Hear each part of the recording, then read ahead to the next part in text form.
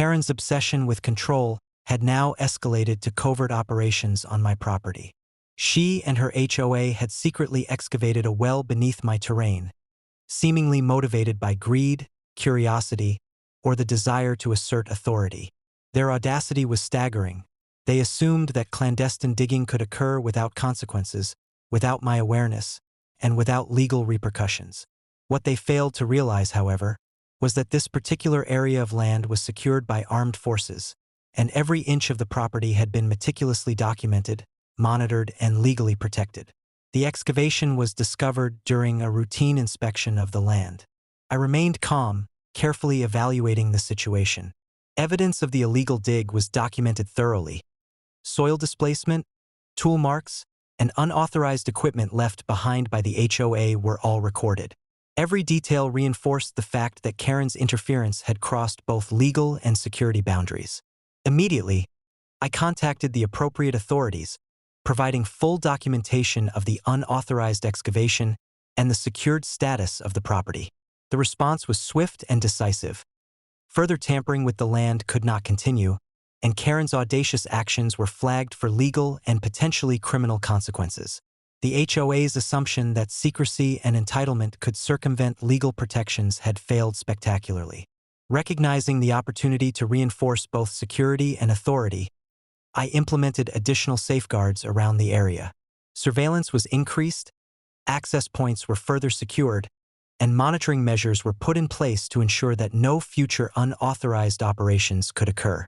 What was intended as a covert operation by Karen and her HOA had inadvertently strengthened the property's defenses and established a clear precedent for handling future interference.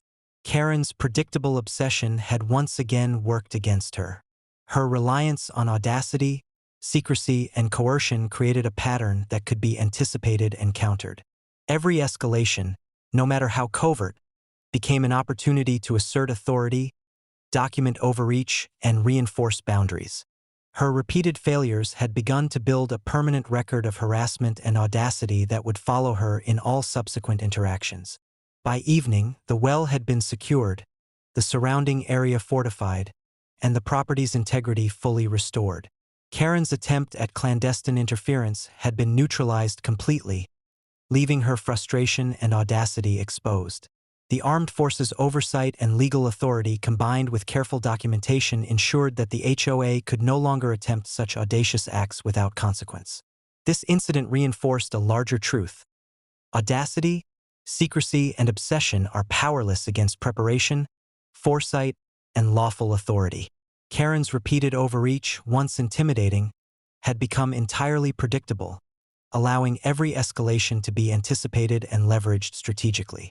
What she intended as an advantage had transformed into an opportunity to strengthen boundaries, assert control, and document her repeated failures.